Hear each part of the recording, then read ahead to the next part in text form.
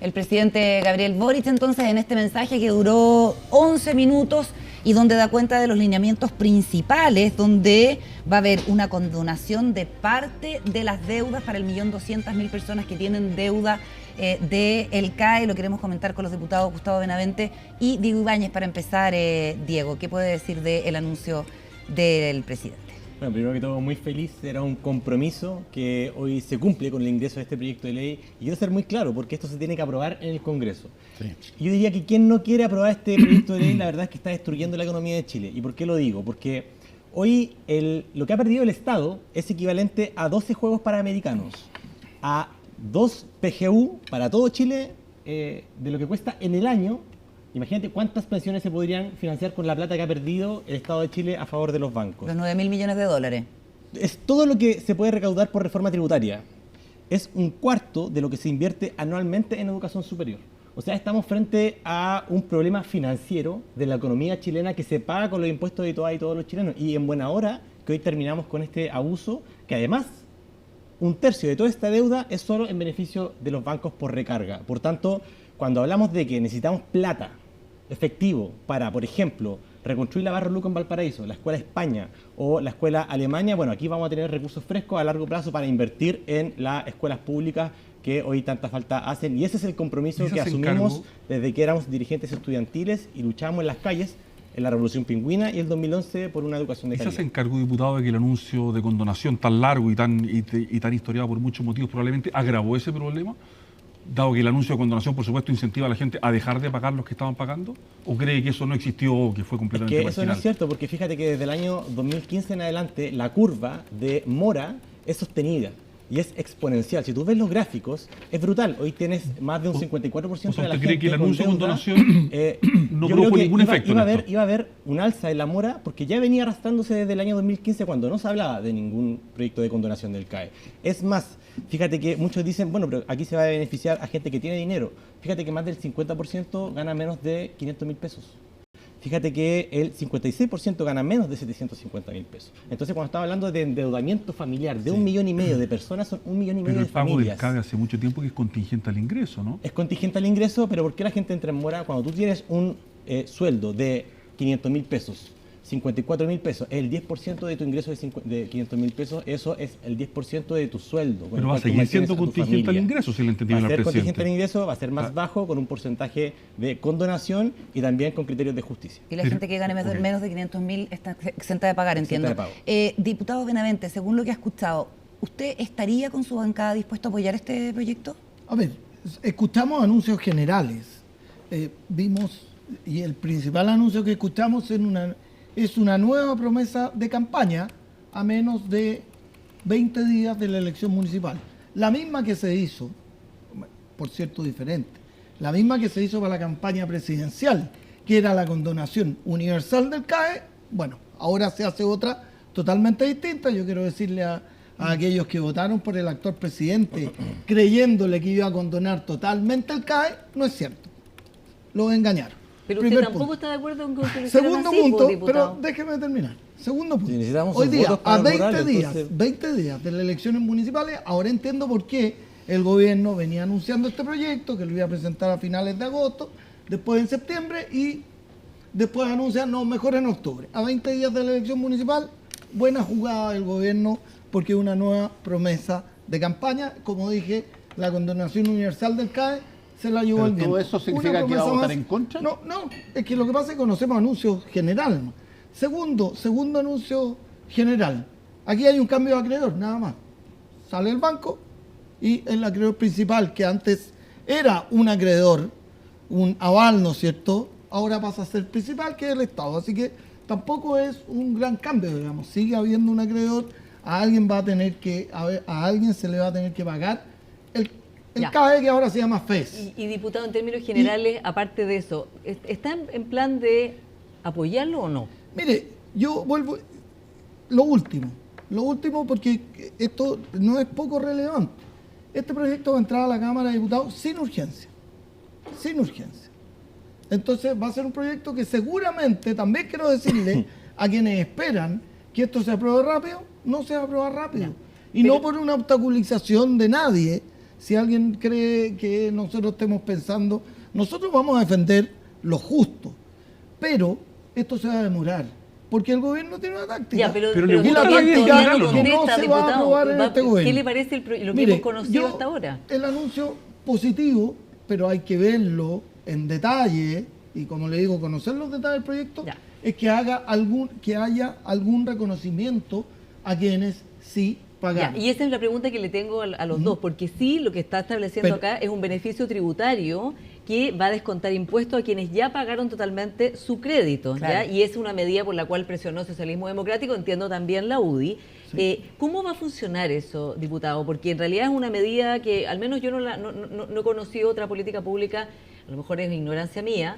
¿Cómo operaría esto de un beneficio tributario para quienes ya pagaron justamente por el criterio de justicia, ¿no? Que no las personas que con esfuerzo pagaron no vean ahora que se va a condonar la deuda? Es que yo creo que es justamente por eso. Hoy, cuando hablamos de la clase media, estamos hablando de las personas que ganan menos de 1,5 millones, que es el 90%.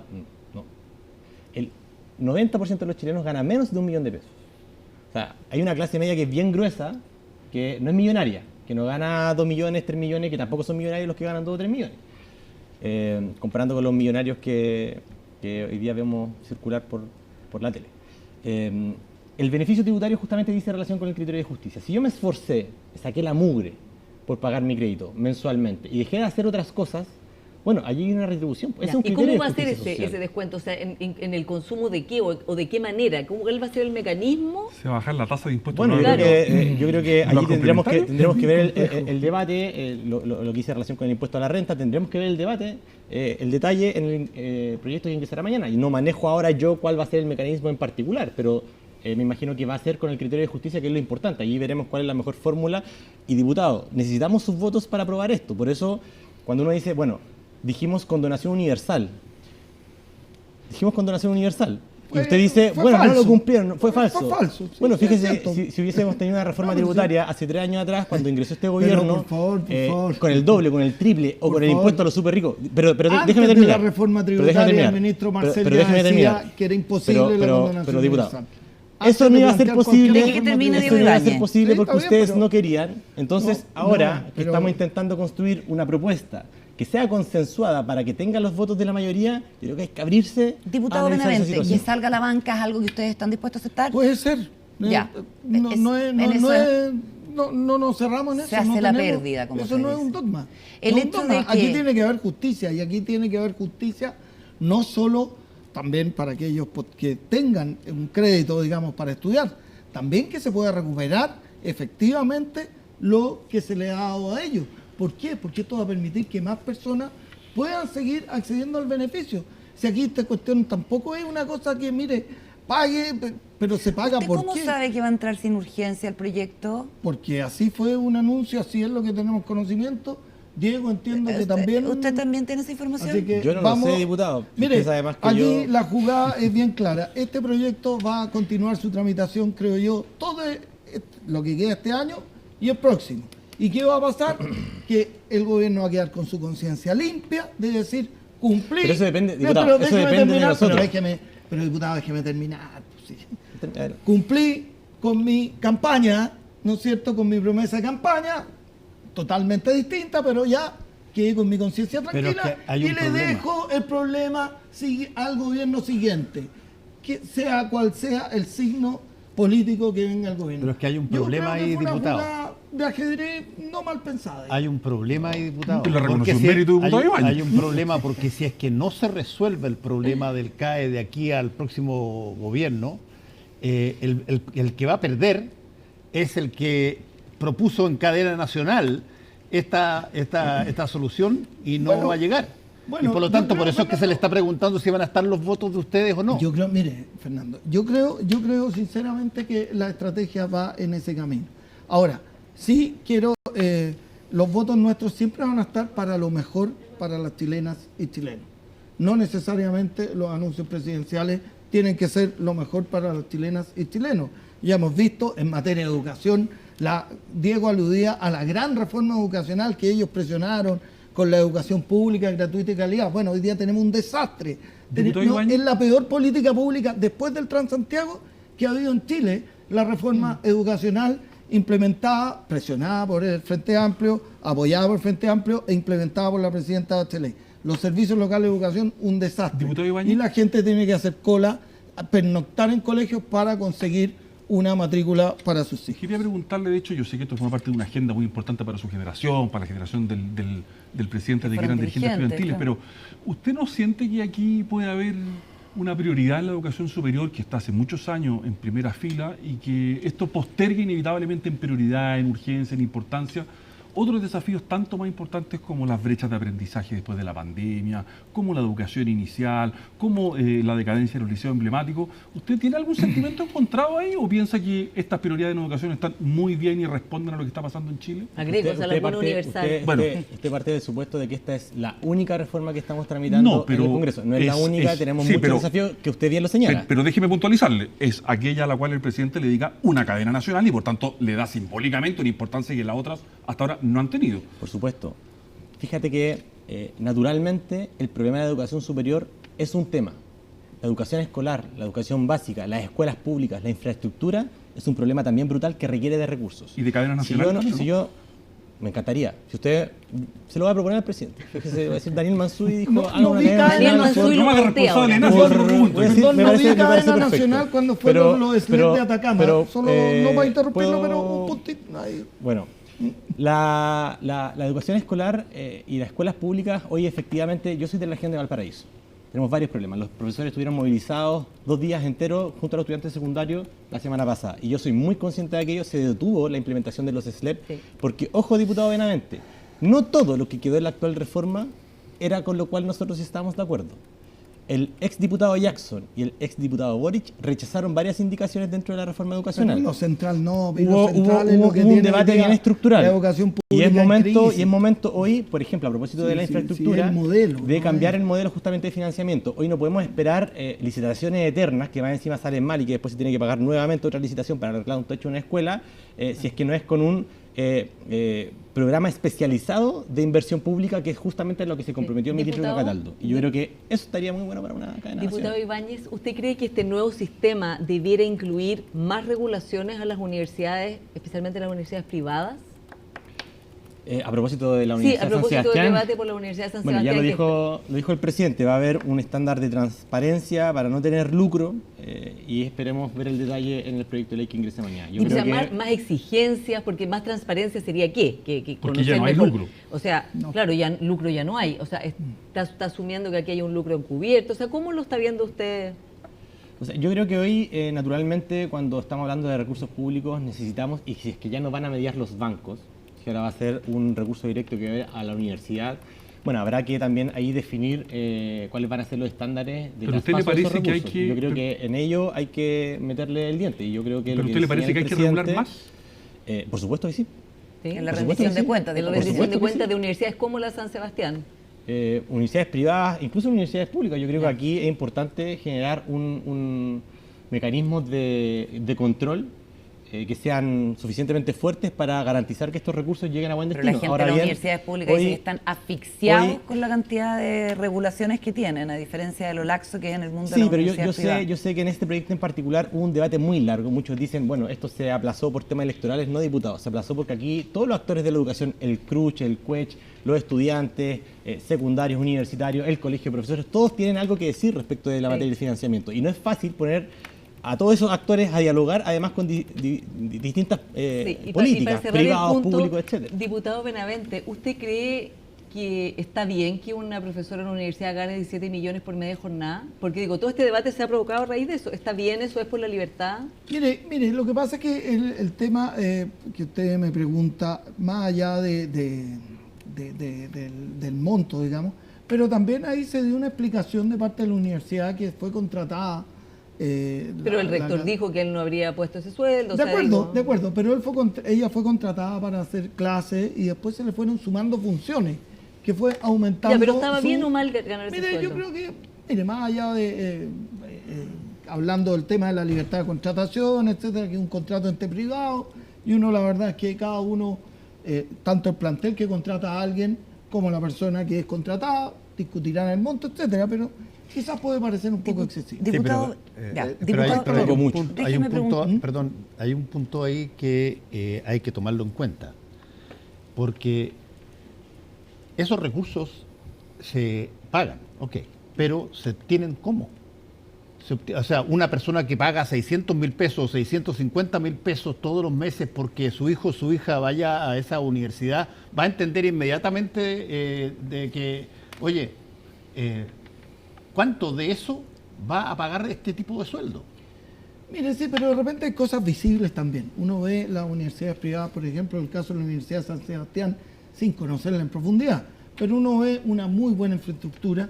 Yo he visto trabajos de la Universidad de la Facultad de Derecho, buenas ediciones, también en otras facultades también se han destacado, he visto buenos papers, etcétera. Entonces también, y me imagino que la enseñanza impartida tiene una cierta calidad, digamos. Entonces, la verdad que también la familia que paga lo que usted dice, no sé cuánto cueste, los aranceles dependen de carreras, digamos, carreras más caras, más baratas, también ve eso, ve una buena infraestructura que son propias de las universidades, digamos, no son.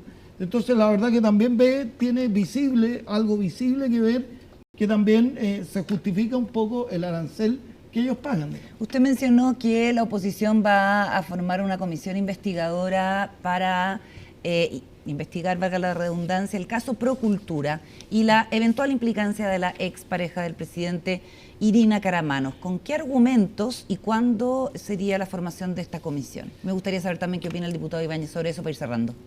A ver, dentro del caso Convenios, Procultura es el caso más abultado en recursos. De tal manera que obviamente nosotros tenemos que, por la labor que efectuamos, formar una comisión investigadora para fiscalizar qué está ocurriendo. Ya vimos ya que Procultura hay una investigación penal que la involucra. Hubo unos casos, por ejemplo, que cobraron, no me acuerdo el monto, pero era un monto excesivo por postular para pintar la fachada de un edificio público en Antofagasta, etcétera.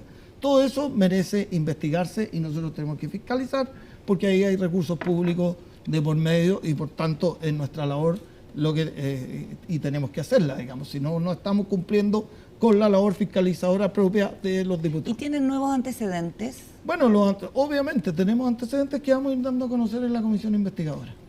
¿Antecedentes que involucrarían a Irina Karamanos? No, antecedentes propios de las labores de los contratos que ha ejecutado Procultura. Es que usted la mencionó a ella. Etcétera. No, lo mencioné para que todo el mundo supiera de qué estábamos hablando. Vamos a ver también ese tema también formará parte de la investigación, porque todavía no está claro si son abonos, etcétera. Eso tendrá que también dilucidarse en la comisión investigadora. Y lo segundo también, nosotros queremos también formar, también que le queremos pedir al fiscal Valencia que dé explicaciones, digamos, de por qué en una causa se filtran tan rápidamente los antecedentes de una investigación y aquí, cuando se filtraron los antecedentes del caso de Procultura, él de inmediato abrió una investigación para ver por qué se habían filtrado estos antecedentes. Yo me parece que si él busca o inicia una investigación penal de una filtración en una causa, debiera hacerlo también en otra. La anunció en el caso de los chats de Hermosilla, pero no sabemos si ha prosperado, pero la anunció acá en CNN. Con bastante poco retumbancia, como decía un animador de mi tierra, ahora, ya fallecido. Diego Ibáñez, lo último para cerrar.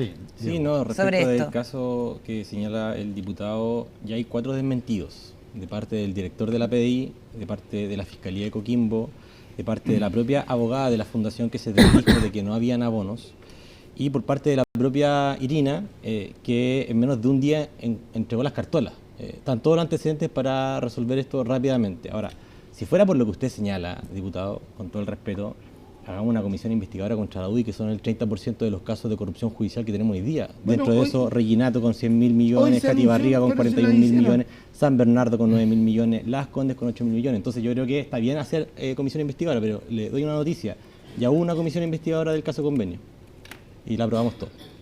Efectivamente, primero, el desmentido del director de la PDI fue relativo a que él no tenía conocimiento de que a ella se le iba a citar como imputada, pero no ha desmentido nada más.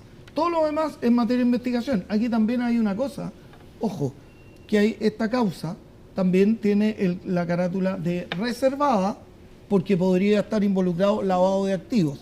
Eso lo señaló después la Fiscalía de una otra manera para explicar que también había una cierta reserva en esta materia. Y si se está investigando por lavado de activos, la situación es un poquito más grave de la que tratan de minimizarla. Yo sé, yo entiendo el Frente Amplio. La Fiscalía está protegiendo al Procultura presidente, está dirigida. diputado. No, mire, no lo sé. Tendremos que verlo, no creo, pero no lo sé. Diputado. Pero lo que sí es que Procultura, obviamente hay personas ligadas muy cercanas al presidente. Quien la dirige es el médico psiquiatra, entiendo, Alberto Larraín, amigo del presidente, etcétera. Entonces, aquí... A ver, bueno, no tenemos más tiempo, pero esperamos que empiecen a pasar cosas, porque después de un discurso donde se proponen cosas concretas, tienen que pasar cosas para ver de que eso se va avanzando. Y dentro de eso vamos a estar probablemente todos observando a ver cómo van a ser las votaciones para ver si es que este plan, bueno... ¿Funca o no funca o no funca? funca. Bueno, y efectivamente, como dice usted, tienen que empezar a pasar cosas, pero también vamos a ir conociendo el anuncio que hizo el presidente en propiedad, en la letra real y no anuncios generales, y ahí tendremos que ir viendo también si es beneficioso o no. Bueno, muchas gracias a ambos diputados por haber Gracias a estado ustedes. aquí. Buenas noches. Muchas gracias, Gracias a los todos. Buenas Hacemos una noches. pequeña pausa y volvemos.